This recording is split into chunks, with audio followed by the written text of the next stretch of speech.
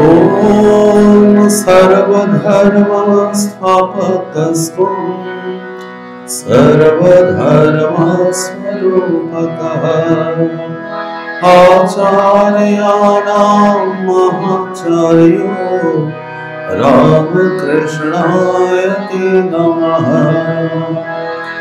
यथाग्नेर्दाहिका शक्तिः रामकृष्णे स्थिता हि या सर्वविद्यास्वरूपां तां शारदां प्रणमाम्यहम्। परतत्त्वे सदा लीनो रामकृष्णो समन्वयः। यो धर्मस्थापनरतो वीरेशं तं नमाम्यहम्। कालिन्दे पुल्लकमले माधवेन क्रीडारतः ब्रह्मानन्दं नमस्तुभ्यं सद्गुरो लोकनायक। योगानन्द प्रेमानन्दश्चान्ये च पार्षदा रामकृष्णागतप्राण सर्वान् प्रणमाम्यहम्। मूकं करोति वाचालं पङ्गुं लङ्घयते गिरिं यत्कृपात्महं वन्दे परमानन्दमाधवम्।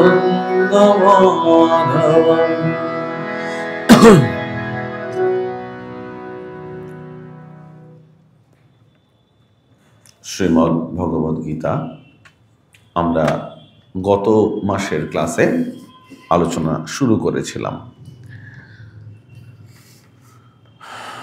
এবং আমরা আজকে একেবারে সরাসরি দ্বিতীয় অধ্যায় থেকে আমরা শুরু করব এবং যেখানে যেখানে যেমন যেমন প্রয়োজন এটা একটা দীর্ঘ আলোচনা হতে চলেছে ভগবদ গীতার। যেখানে যেখানে যেমন যেমন প্রয়োজন শ্লোকার্থ করা যেতে পারে বা কখনো কখনো ভাবার্থ, এইভাবে আমরা এগোবো। গত দিনের আলোচনার সূত্র ধরে বলি, গত দিনে আমরা শুরু করেছিলাম ভগবদ গীতার যে মূল বিষয় এটি নিয়ে আলোচনা করেছিলাম সার্বিকভাবে এবং গীতার প্রারম্ভিক যে বিষয়গুলো, আমরা গীতা কি এবং সেটি কেন প্রয়োজন, বহু ক্ষেত্রে আমরা দেখি ভারতবর্ষ তথা পৃথিবীর বহু ধর্মপ্রাণ মানুষ তারা এই ভগবদ গীতাকে তারা নিজের জীবনে একেবারে পুরস্চরণ করার মতো করে করেন। রামকৃষ্ণ মঠ মিশনেও অনেক বরিষ্ঠ সন্ন্যাসীদের দেখেছি সাধারণভাবে। এটা রামকৃষ্ণ সংঘেও অত্যন্ত একটি গুরুত্বপূর্ণ পাঠ্য বিষয়, অনুধ্যানের বিষয়। বহু সন্ন্যাসী তারাও কিন্তু এই নিয়মিত গীতার পাঠ করেন, পুরস্চরণ করে থাকেন এবং গীতা অত্যন্ত একটি শক্তিশালী গ্রন্থ। স্বামীজির বহু জায়গায় গত আলোচনার সময়, গত ক্লাসে বলেছিলাম, বিবেকানন্দ এই গীতার কথা বলেছেন, গীতার মাহাত্ম্যের কথা বলেছেন। তুরীয়ানন্দজি, যার এতদিন বেশ কয়েক বছর, আমি যদি ভুল না করে থেকে 2018 সাল থেকে 18-19 সাল থেকে আমি শুরু করেছিলাম তুরীয়ানন্দজির পত্র আলোচনা, দীর্ঘ প্রায় 5-6 বছর 7 বছর ধরে তুরীয়ানন্দজির পত্র।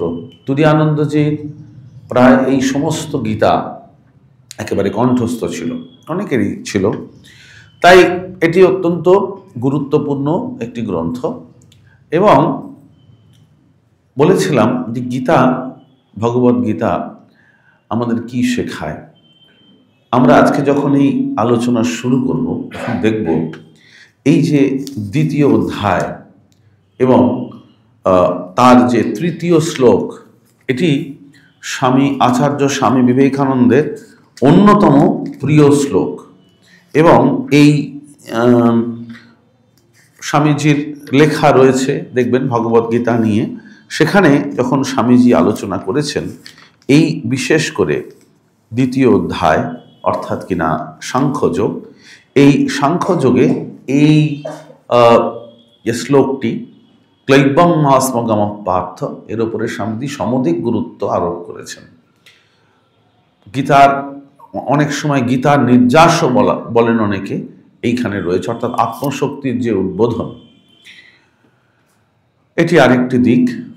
দ্বিতীয় হচ্ছে যেটি বলেছিলাম সেটি হচ্ছে আমরা অদ্বৈত বেদান্তের দিক থেকে যদি আলোচনা করি তাহলে অবশ্যই অদ্বৈত বেদান্তের যে স্ট্রাকচার রয়েছে সেখানে আমরা দেখি যে একটা খুব গুরুত্বপূর্ণ বিষয় হচ্ছে যে ইহ অমূত্র ফলভোগ বিরাগ নিত্য অনিত্য বস্তু বিবেক সমাধি ষটসম্পত্তি এবং মুমুক্ষুত্বম। গীতার আলোচনার মধ্যে একে সাধন চতুষ্টয় বলা হয়। গীতার আলোচনার মধ্যে যে শুরু হচ্ছে অর্জুন বিষাদ যোগা, তখন অর্জুনের মধ্যে কিন্তু এই দুটি লক্ষণের আমরা প্রকাশ দেখছি।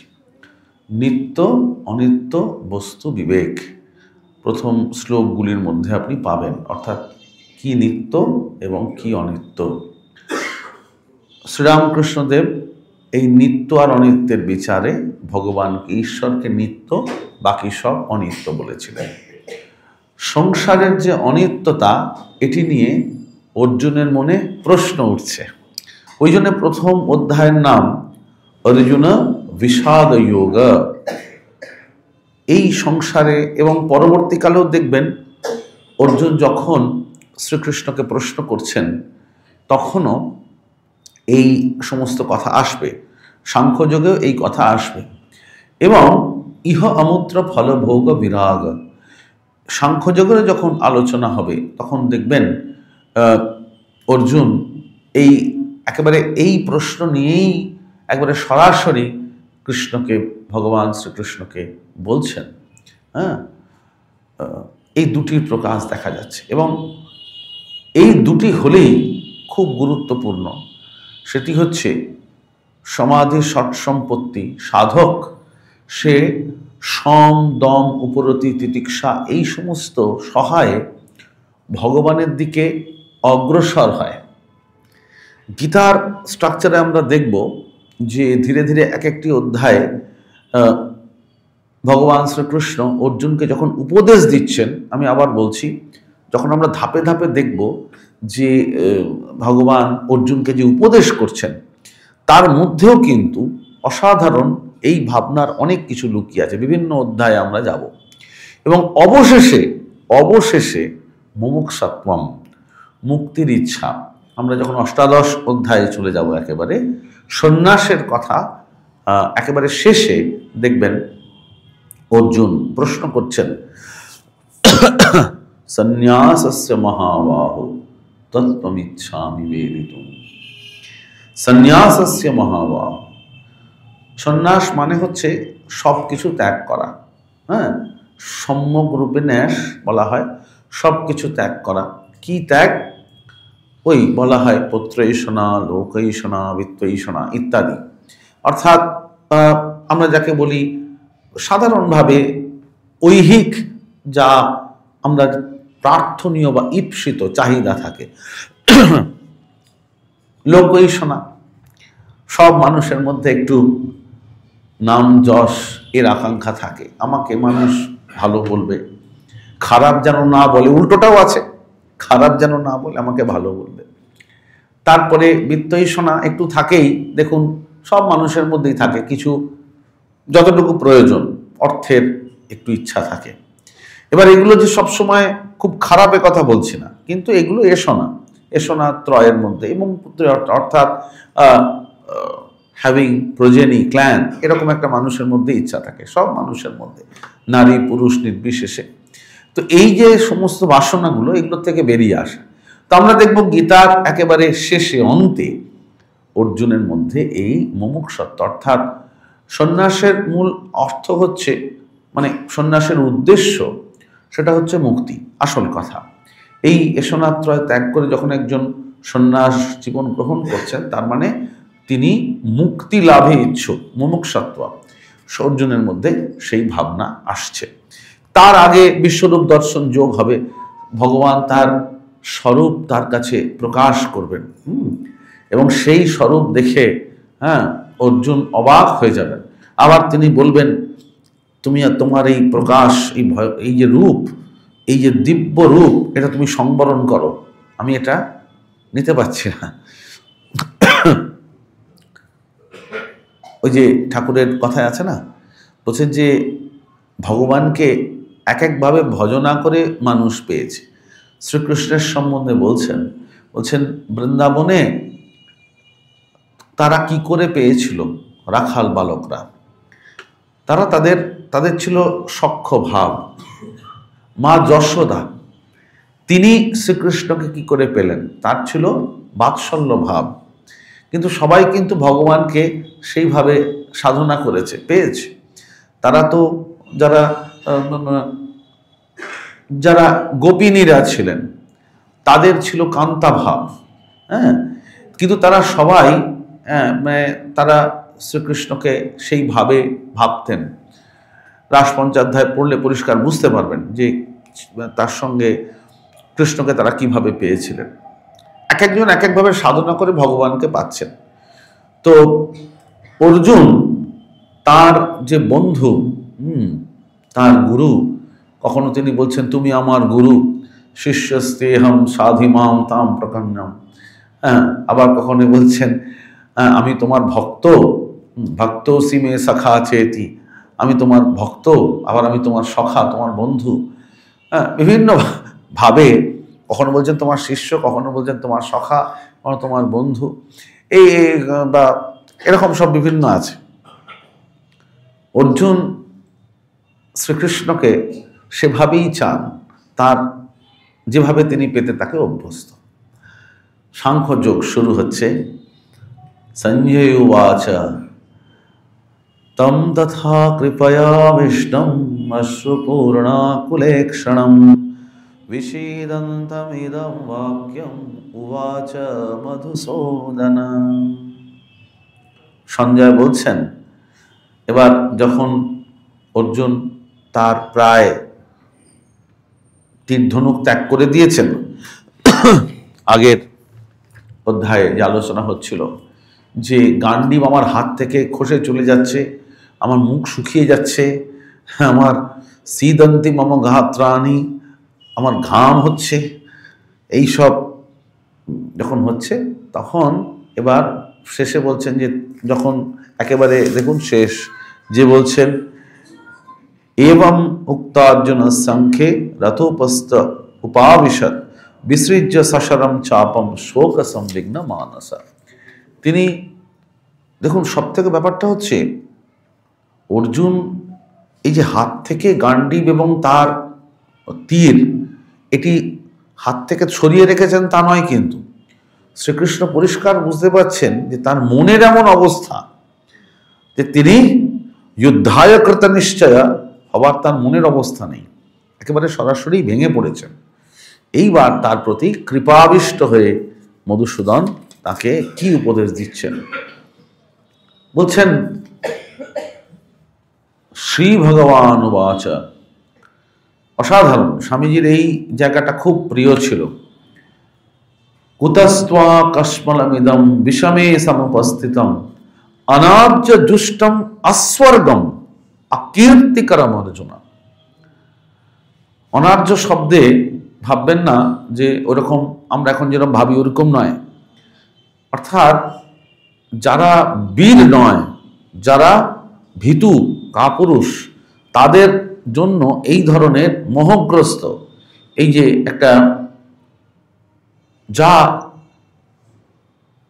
অর্জুন যে বংশের মানুষ, যে বীরত্বের একটা ধারা তার মধ্যে রয়েছে।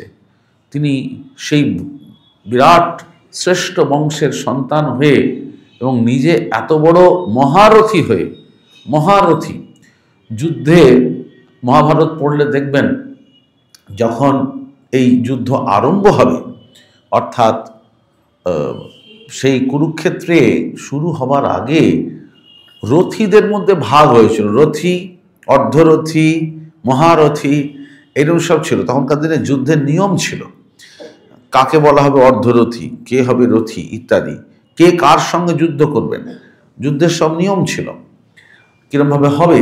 এবং অর্জুন সেখানে একেবারে মহারথী একজন, তার মতো মানুষ। তো তাকে বলছেন অনার্য জুষ্টম অস্বর্গম, যে এইরকম অদ্ভুত তোমার মধ্যে এই অজস্কর মোহ কোথা থেকে এসে উপস্থিত হচ্ছে। একবারে ভীরু কাপুরুষের মতো তুমি কথা বলছো, অকীর্তি, এতে অত্যন্ত লজ্জাকর, নিন্দনীয়, অকীর্তি সুলভ। এবং অস্বর্গম, অর্থাৎ এর পরের শ্লোকে ভগবান বলবেন এই অস্বর্গম কেন বলছেন। হ্যাঁ, বলছেন যদৃচ্ছয়া চোপপন্নম স্বর্গদ্বারমপাবৃতম সুখিনা ক্ষত্রিয় পার্থ লভন্তে যুদ্ধমিদৃশম হতো বা প্রাপ্স্যসি স্বর্গম জিত্বা বা ভোক্ষ্যসে মহিম। বলছেন এ খুব সাধারণ জিনিস নয়। সুখিনা মানে তারা বলছেন অত্যন্ত ভাগ্যবান ব্যক্তিরা এইরকম যুদ্ধ লাভ করেন। এবং এই যুদ্ধে তুমি যদি যদৃচ্ছয়া আচোপন্নম স্বর্গদ্বারম অপাবৃতম, যদি তুমি এই যুদ্ধে মারাও যাও তাহলে একেবারে সরাসরি অক্ষয় তোমার স্বর্গ লাভ হবে। হতো বা প্রাপ্স্যসি স্বর্গম জিত্বা বা ভোক্ষ্যসে মহিম, যদি তুমি জিতে যাও তাহলে তুমি এই শশাঘরা ধরিত্রীর এক বিরাট রাজ্য পাবে এবং অত্যন্ত খ্যাতিমান একজন সম্রাট হবে। এবং এই ধরনের যুদ্ধ অত্যন্ত ভাগ্যবানরাই লাভ করে। এ কথার মানে প্রচুর অন্যরকম অর্থ করা হয়। Gita was a war cry, একেবারেই ওয়ার ক্রাই নয়, it was not a war at all সেই অর্থে। কেন? প্রথম শ্লোকেই বলা আছে ধর্মক্ষেত্রে, কুরুক্ষেত্রে, কুরুক্ষেত্র হচ্ছে ধর্মক্ষেত্র। অর্জুন, পাণ্ডব তারা কিন্তু ধর্ম প্রতিষ্ঠার কাজে নেমেছিলেন, মনে রাখতে হবে। কি সেই ধর্ম? ধর্ম মানে এখন আমরা যে অর্থে একটা রিলিজিয়ন বা মত বুঝি ওরকম নয়।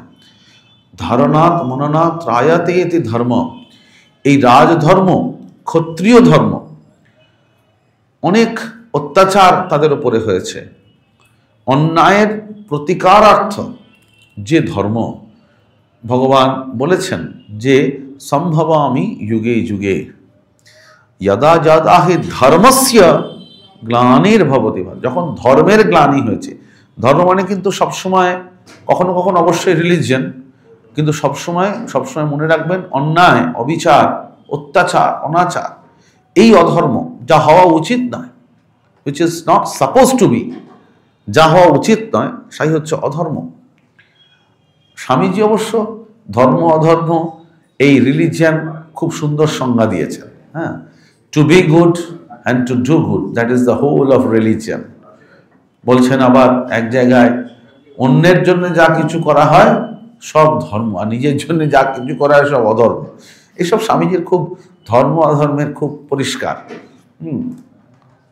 অন্তর্নিহিত দেবত্বের বিকাশের নাম ধর্ম, manifestation of the divinity already in man, এসব স্বামীজির অনেক কথা রয়েছে।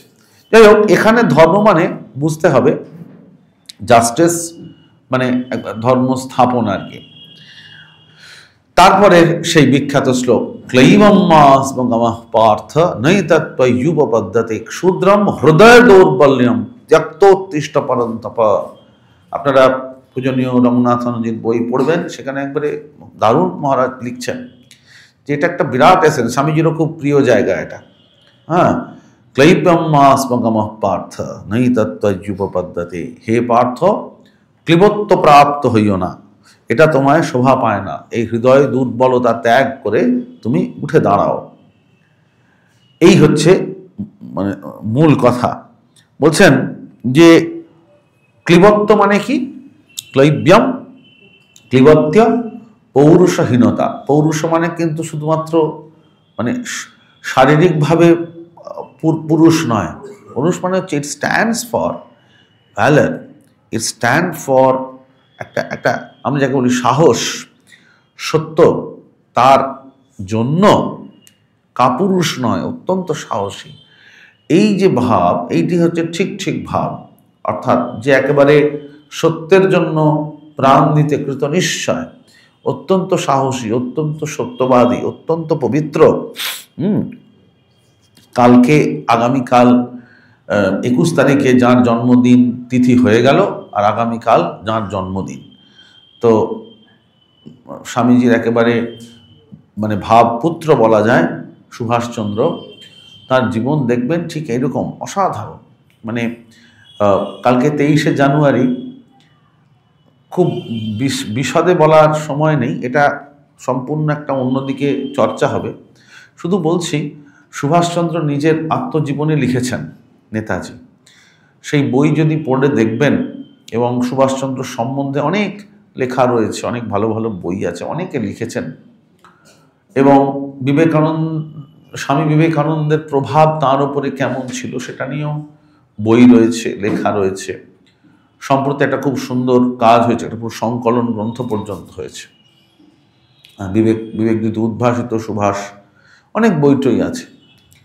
তো জীবনী যদি পড়লে দেখবেন যে স্বামীজিকে, বিবেকানন্দকে তিনি কিভাবে নিজের জীবনে আত্মীকরণ করেছিলেন। পরিষ্কার সুভাষচন্দ্রের উক্তি যে তিনি যদি জীবিত থাকতেন তাহলে আমি তার চরণেই আশ্রয় নিতাম। এবং মানে তার বিশেষ করে আত্মজীবনী ইংরেজিতে, মূল ইংরেজিতে লেখা, এত সুন্দর, কি অদম্য সাহস। এই যে বলছেন ক্ষুদ্রম হৃদয় দৌর্বল্যম, হ্যাঁ, এই যে পৌরুষ যাকে বলা হচ্ছে, এই সাহস। তখনকার দিনে মানুষ কি ভয় পেত ব্রিটিশদের, কিন্তু সেই জায়গাতে হ্যাঁ সুভাষচন্দ্রের মধ্যে অকুতভয়তা, নির্ভীকতা, এটাই হচ্ছে সেই জায়গা। এবং এমনি দুঃসাহস নয়, তার পশ্চাতে মনে রাখবেন হঠকারী সাহস নয়। এই সাহস কিন্তু পৌরুষ বা এই সাহস, এটা কিন্তু যাকে আমরা বীরত্ব বলি, বীরত্ব কিন্তু হঠকারী সাহস নয়। এরা ধরুন তাহলে যেসব লোক নানান রকম অন্যায় কার্য করছে তাদেরকেও এইরকম পৌরুষযুক্ত লোক বলতে হয়। চতুর্দিকে আমরা দেখছি গোটা সমাজে বিভিন্ন লোক বিভিন্ন প্রবৃত্তির বশে নানান রকম অন্যায়, হত্যা, হ্যাঁ, খুন সব করছে, তাদেরকে কিন্তু এটা বলা যাবে না।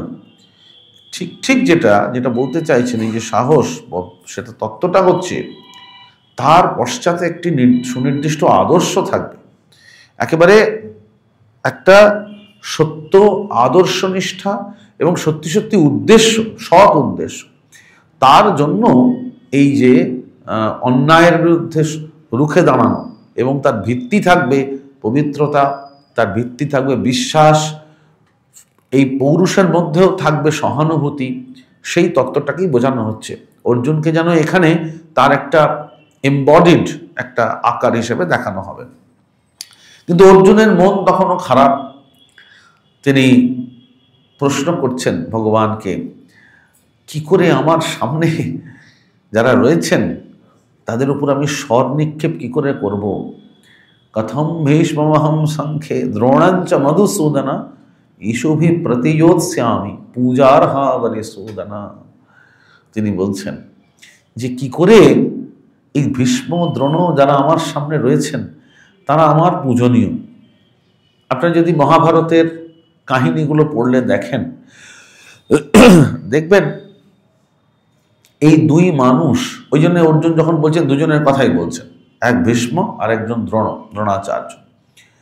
এই দুজন মানুষের অর্জুনের জীবনে কি গভীর প্রভাব ছিল, গভীর প্রভাব মহাভারতের কাহিনী পড়লে দেখা যাবে। ভীষ্ম তিনি অর্জুনকে একেবারে অত্যন্ত স্নেহ করতেন, আর দ্রোণাচার্য তাকে অর্জুনকে একবারে প্রথম দিন থেকেই যখন তার হাতে ভার পড়ল, হ্যাঁ তার হাতে ভার পড়াছে, আমি সকলকে বলছি, আমিও যখন এলাম ফোনটাকে সাইলেন্ট করে দিলাম। আপনারা যদি কারো সাইলেন্ট না থাকে সাইলেন্ট করে দিন। ঠিক আছে ঠিক আছে ঠিক আছে, আর বলা অত বলার দরকার নেই, যা আছে আছে, স্যার সাইলেন্ট করে বসুন।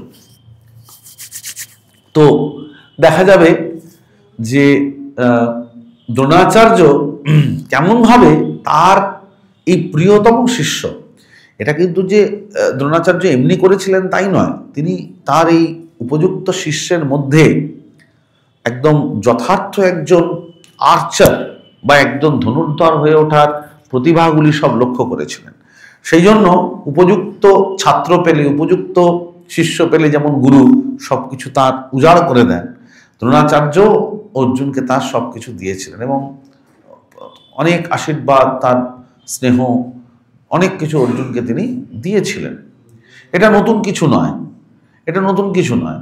দেখা যাচ্ছে ভীষ্ম, তিনি যখন আচার্য পরশুরাম শিষ্য ছিলেন, তিনি যখন পরশুরামকে সেবা করেছেন, পরশুরাম ভীষ্মকে তার একদম উজাড় করে দিয়েছেন। এমনকি তিনি তার শিষ্যের কাছে, তার ছাত্রের কাছে পরশুরাম যখন পরাজিত হলেন, ওই বিখ্যাত অম্বা অম্বিকা এবং অম্বালিকা, তখন ইনি যখন চলে গেলেন অম্বা, তখন যখন তিনি নিজের প্রিয় শিষ্যের কাছে পরাজিতও হয়েছেন, তার কিন্তু মনে খুব একটা ক্ষোভ নেই, তিনি খুব তিনি খুব দুঃখিত নন তার শিষ্যের কাছে পরাজিত হয়ে। ঠিকই তো এটা হয়, সমস্ত আচার্যেরই হয়। আচার্য যদি দেখেন যে তার শিষ্য বা তার ছাত্র সে অনেক বিরাট বড় হয়ে গেছে এবং সে সেই রকমই আছে, আচার্যের অনেক গৌরব হয়। তিনি যদি ঠিক ঠিক আচার্য হন, তার অনেক গৌরব হয় যে না ঠিকই, আমি আমার সাধ্যমতো তাকে বিদ্যা দান করেছিলাম। তো ঠিক এইরকম আমরা মহাভারতের পরে পরে কাহিনীগুলিতেও দেখব বিভিন্ন অধ্যায়ে যে অর্জুনের সঙ্গে এই দুজনের কিরকম সম্পর্ক ছিল শেষ অবধি। অর্জুন বলছেন কি করে এখন আমি এই ভীষ্ম দ্রোণ এরা আমার কাছে অত্যন্ত পূজনীয়, এদের ওপর আমি তীর ছুঁড়ব কি করে, ইসুবি প্রতিযোৎস্য, আমি এদের বিরুদ্ধে আমি ধনুর্বাণ ওঠাবো কি করে। এবং তারপর তিনি ওই যে শোক সংবিঘ্ন মানস, গুরুণ হত্বা হি মহানুভাবান শ্রেয় ভোক্তুম ভৈক্ষমপিহ লোকে হত্বার্থ কামাংস্ত গুরু নিহৈব ভুঞ্জিয় ভোগান রুধির প্রদিগ্ধান।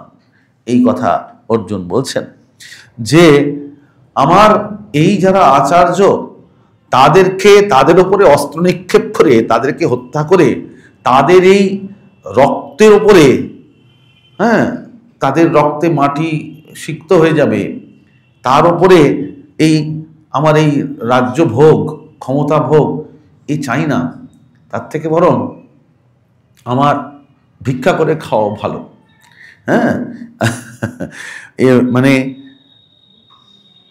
আমি যদি এইরকম করি, এই পূজনীয় যারা আমার গুরুস্থানীয়, তাদের রক্তে যদি পৃথিবীকে, মহীকে আমি অভিষিঞ্চিত করি, তাহলে আমাকেই তার ফল ভোগ করতে হবে। সমস্ত কিন্তু পাপ আমার, বলতে চাইছেন যে প্রত্যবায় দোষ হয়ে যাবে এদেরকে হত্যা করলে। শঙ্করাচার্যের খুব সুন্দর কমেন্ট্রি আছে। যাই হোক, যে বলছেন যে এরকম যদি হয় তাহলে, টিকাও রয়েছে এখানে শ্রীধর স্বামী, যাই হোক, তাই তিনি যেন কিছুটা ভেঙে পড়েছেন, আরো ভেঙে পড়েছেন। তারপর বলছেন নচৈতদ বিদ্ম কতরন্নো ন গরীয় যদ্বা জয়েম যদি বা নো জয়েয়ু यानेव हत्वा न जिजीविषाम ते वस्थिता प्रमुखे धार्तराष्ट्रा। বলছেন দেখুন, আমি যুদ্ধে জিতি কিংবা আমাকে পরাজিত করে এরাই যুদ্ধে জিতে যান, এটা কোনটা ভালো, এটা আমি ঠিক বুঝতে পারছি না। আর যাদেরকে জয় করে, যাদেরকে হত্যা করে আমাকে রাজ্য ভোগ করতে হবে, তাদেরকে হত্যা করে আমি বাঁচতেই চাই না। এদেরকে হত্যা করে আমি বাঁচতেই চাই না। যারা আমার সামনে দাঁড়িয়ে আছে, আমাকে যাদেরকে হত্যা করতে হবে তাদেরকে হত্যা করে আমি বাঁচতে চাই না। জ্ঞানে মহাত্মা জিজিবিষাম তেবস্থিতা প্রমুখে ধার্তরাষ্ট্রাহা। ধৃতরাষ্ট্রের যে উত্তরসূরিগণ, যারা পুত্ররা, মানে সরাসরি বলতে চাইছেন শুধু ধার্তরাষ্ট্র নয়, এবং ওই যে বললাম তিনি দেখেছেন তার ভাইয়েরা আছেন, হ্যাঁ, মাতুলা শ্বশুরা শেয়ালা সম্বন্ধীনাস তথা সমস্ত এইসব নিজের লোক, তারা উল্টো দিকে দাঁড়িয়ে আছেন একবারে যুযুধান পক্ষ হয়ে। এইবার রক্তক্ষয়ী যুদ্ধ শুরু হবে, একেবারে অর্জুনের চরম অবস্থা। তারপর বলছেন এদেরকে হত্যা করে আমি বাঁচতে চাই না। এবং তারপর এই দেখুন, এবার বলবেন আমি তোমার শিষ্য। কার্পণ্য দোষা অপহত স্বভাব, এই সন্ধিগুলো বিচ্ছেদ করলে পরিষ্কার দেখা যাবে। কার্পণ্য দোষ অপহত স্বভাব পৃচ্ছামি ত্বাম ধর্ম সমূঢ় চেতা যৎ শ্রেয় স্যাৎ নিশ্চিতম ব্রূহি তন্মে শিষ্যস্তেহম সাধি মাম তাম প্রপন্নম। এই কথা বলছেন আমি একবারে অভিভূত হয়ে পড়েছি এবং একেবারে ধর্ম সমূঢ়চিত্ত হয়ে আমি তোমাকে জিজ্ঞাসা করছি, যেটা ভালো, যা শ্রেয়, সেটা তুমি আমাকে উপদেশ করো, বা আপনি আমাকে উপদেশ করুন। কেন? আমি তোমার শিষ্য, আমি তোমার শরণাপন্ন, আমাকে পথ দেখাও। এই দেখুন, এই যে বলছিলাম, যে আলোচনা করছিলাম, ইহ অমূত্র ফলভোগ বিরাগ, একেবারে মিলে যাচ্ছে। ইহ অমূত্র ফলভোগ বিরাগ কি হবে? হ্যাঁ, এদেরকে হত্যা করে আমি রাজ্য ভোগ করব, আমি ক্ষমতা ভোগ করব, তার থেকে ভিক্ষা করাও ভালো। কি হবে এরকম রাজ্যে, এরকম নামে? তারপর বলছেন ইয়াহি প্রপশ্যামি মমাপনুদ্যাৎ যৎ শোকমুৎশোষণমিন্দ্রিয়ানাম অবাপ্য ভূমা সপত্নমর্ধম রাজ্যম সুরাণাম পিচাধিপত্যম। এই যে বলছেন, এই সব আমি পেলাম, কিন্তু তাতেই কি হবে? যদি একবারে আমার রাজ্য নিষ্কণ্টক হয়, আমার কোনো প্রতিদ্বন্দ্বী না থাকে, তাহলেও কি আমি শান্তিতে থাকতে পারবো? কেন? বলছেন, ধরা যাক আমি দেবতাদের মতো এই যে সুরাণাম পিচাধিপত্যম, দেবতাদের মতো, সুর মানে হচ্ছে দেবতা।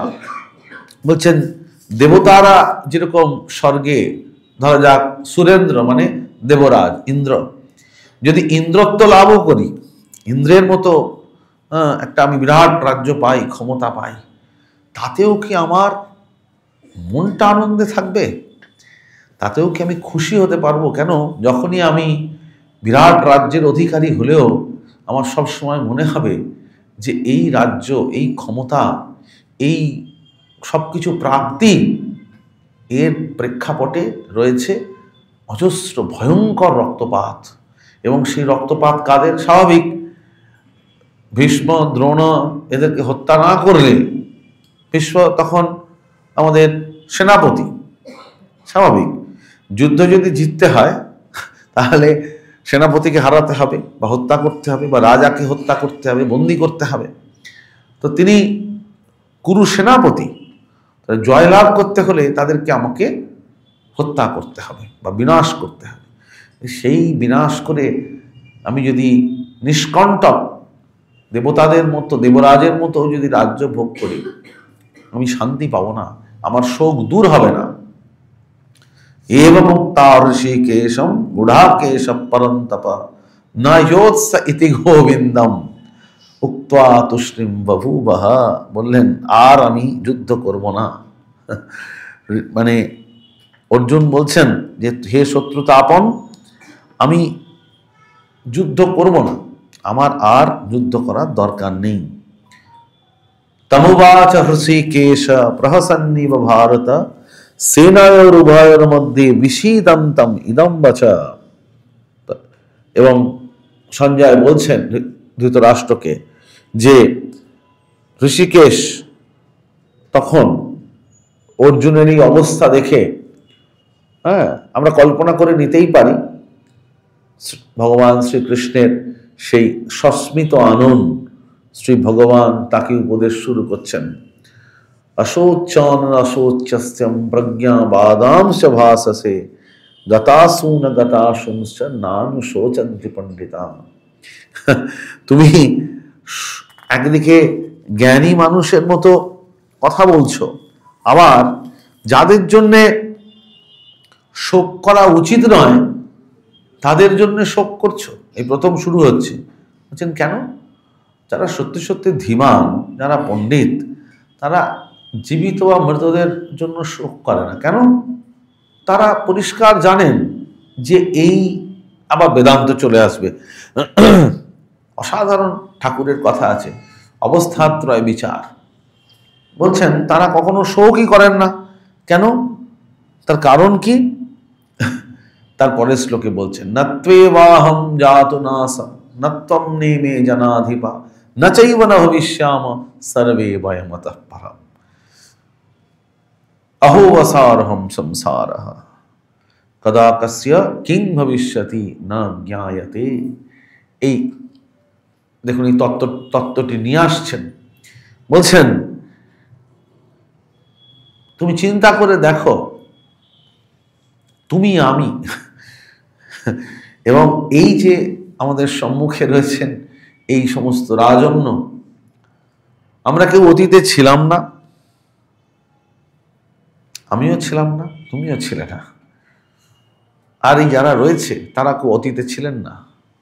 আমরা বর্তমানে আছি, ভবিষ্যতেও থাকবো না, এরাও কেউ থাকবেন না। কেন?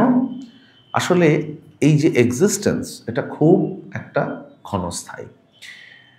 যখন ব্রহ্ম বা আত্মা তার কথা বলা হয় যে আত্মা হচ্ছেন এই ভেদরহিত এবং অনন্ত, শান্ত নয়, ন অন্ত। কিন্তু অজ্ঞান বা মায়া হচ্ছেন শান্ত, অর্থাৎ অনন্ত কি, যার একটা সৃষ্টি আছে, উৎস আছে, আবার শেষ আছে। কিন্তু আত্মা এই তার বশ নন। একে বলে দেশ কাল ব্যবচ্ছিন্নম। খুব ভালো করে খেয়াল করে দেখুন, আমাদের সকলের এটা আছে। এই যে ধরুন এই হারমোনিয়াম রয়েছে, এটার একটা সময়, অনেক সময় আগে এটাকে কেউ তৈরি করেছিলেন, কোনো একটা সময়। দেশ কাল, দেশ মানে হচ্ছে স্থান, কাল মানে সময়। এবার ধরা যাক 30, 40, 50, 60, 70 বছর, একটা সময়ের পরে ঠিক যেমন ভাঙা জিনিস হয়, একদিন হয়তো এটাও পরিত্যক্ত হয়ে যাবে।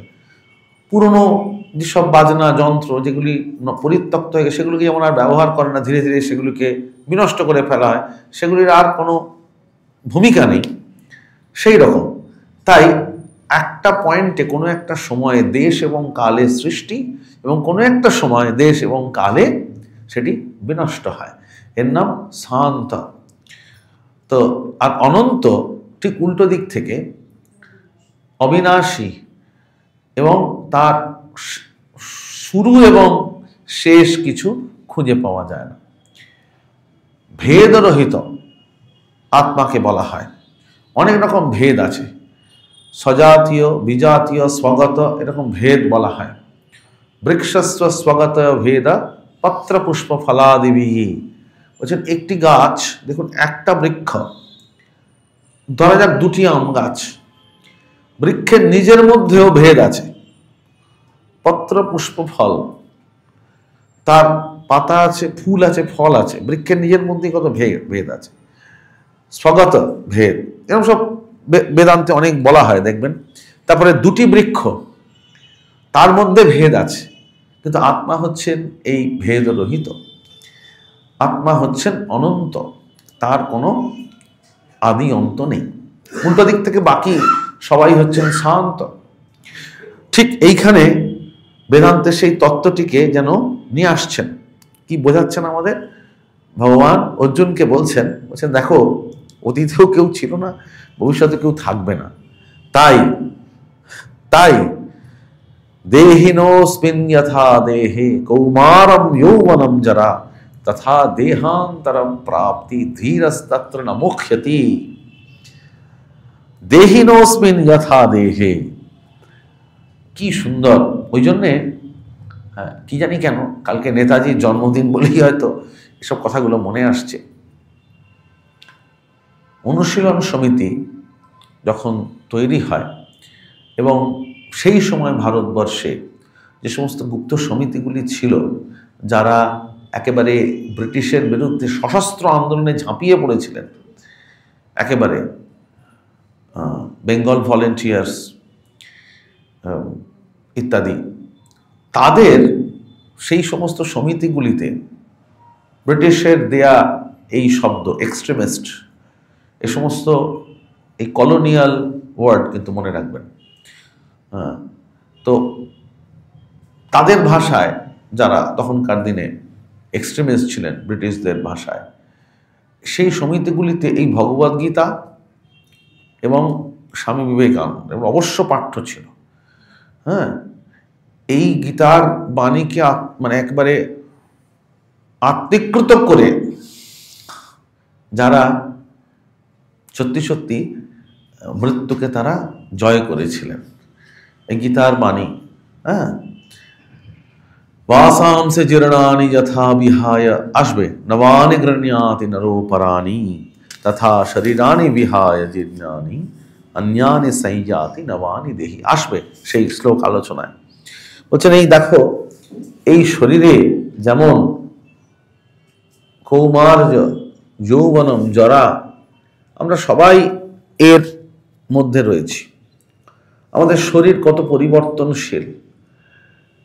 ঠিক শরীর সৃষ্টি হয়, সেটি প্রথমে শিশু, তারপর কিশোর, তারপরে যুবক যুবতী, বৃদ্ধ প্রৌঢ় প্রৌঢ়া, বৃদ্ধ বৃদ্ধা হয়ে অবশেষে শরীর ছেড়ে চলে যায়।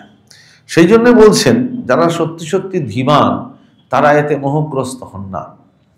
বেদান্তের একটা অসাধারণ বিচার আছে, অবস্থাত্রয় বিচার বলে, খুব মানে একদম গুরুত্বপূর্ণ আলোচনা, প্রচুর বই আছে।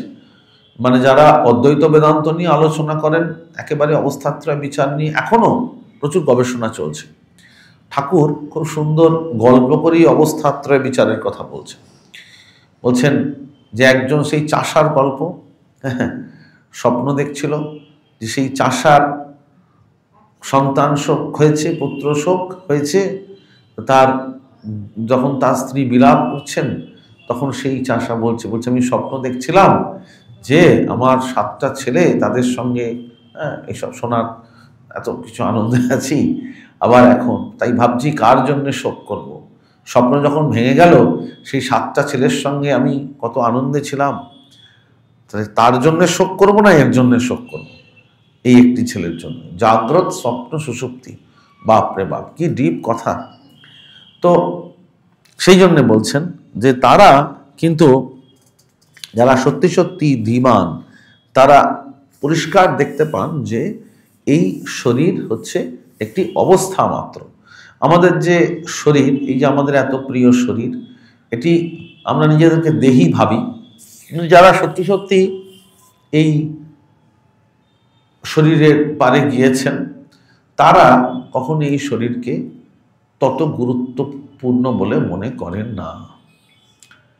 শ্রীরামকৃষ্ণের যখন একেবারে সেই অবস্থা, অন্তলীলায় অনেকে ঠাকুরকে বলেছিলেন যে আপনি মাকে বলুন যাতে শরীর সুস্থ হয়ে যায়। ঠাকুর কিন্তু রাজি হননি। তিনি মাকে এরকম বলছেন যে এই হাড় মাসের খাঁচাটার জন্য কি করে বলি, খেতে পারছেন না। যখন তাকে সবাই বললে আপনি, শেষে মাকে বললুম মা যেন একটু খেতে পারি। মা বললেন এই যে এত মুখে খাচ্ছিস, তখন লজ্জায় আর কথা কইতে পারি না। তো পরিষ্কার পরিষ্কার বোঝা যাচ্ছে যে যারা এই দেহের বাইরে চলে গেছেন তারা এই শরীরটাকে আর কখনো তত গুরুত্ব দেননি। শরীর গুরুত্ব দিয়েছেন, তার নিশ্চয়ই একটা ইম্পর্টেন্স আছে, কেননা ভগবানকে পাওয়ার জন্য এই মনুষ্য শরীরের যথেষ্ট প্রয়োজন। কিন্তু তারপরে তার স্বামীজির শশী মহারাজের সেই ভিশন,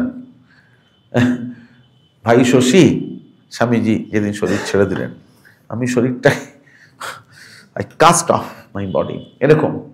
যাই হোক, শ্রী শ্রী মায়ের কথা দেখুন, মা বলছেন, হ্যাঁ, একবার মা গভীর সমাধি অবস্থায় উন্নীতা, মা নিজেই বলছেন, মনে হলো ওই শরীরটার মধ্যে আবার ঢুকবো,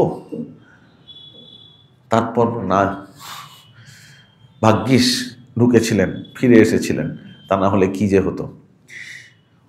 এগুলো থেকে খুব পরিষ্কার যে শরীরের পারে যারা গেছেন তারা শরীরকে কিভাবে দেখেছেন। ঠিক আছে, আজ এই পর্যন্ত। দেখি আমার এই ভাঙা গলা রামকৃষ্ণ শরণম একটু করে নিই আপনাদের সঙ্গে।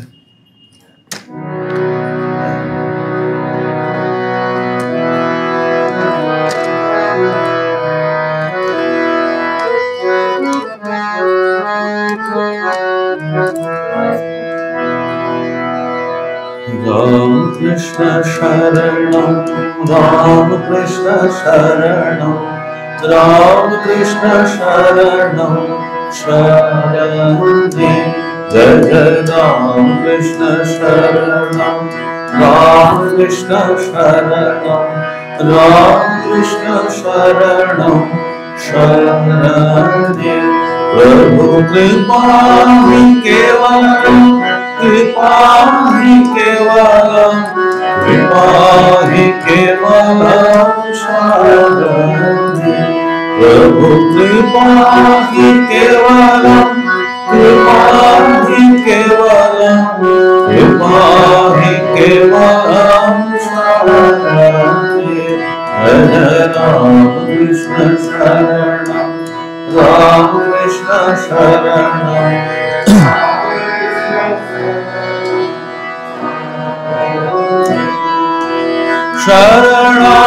शरणागतोऽहं शरणागतोऽहं शरणागतोऽहं शरणे। प्रभु शरणागतोऽहं शरणागतोऽहं शरणागतोऽहं शरणे। जय जय राम कृष्ण शरणम, राम कृष्ण शरणम, राम कृष्ण शरणम शरणे। नमो श्री गुरवे, नमो श्री गुरवे, नमो श्री गुरवे, नमो नमो। प्रभु नमो श्री गुरवे, नमो श्री गुरवे, नमो नमो। जय जय राम कृष्ण शरणम, राम कृष्ण शरणम, राम कृष्ण शरणम शरणे। राम कृष्ण जय जय राम कृष्ण, राम कृष्ण जय जय राम कृष्ण, राम कृष्ण जय जय राम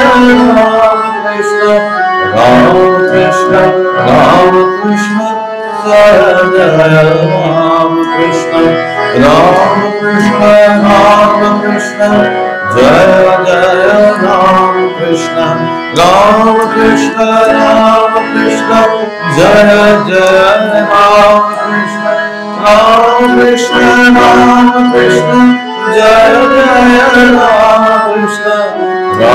कृष्ण, राम कृष्ण जय जय राम कृष्ण। राम कृष्ण शरणम, Ram Krishna Sharanam, Ram Krishna Sharanam, Sharanam Prabhu Ram Krishna Sharanam, Ram Krishna Sharanam, Ram Krishna Sharanam, Sharanam.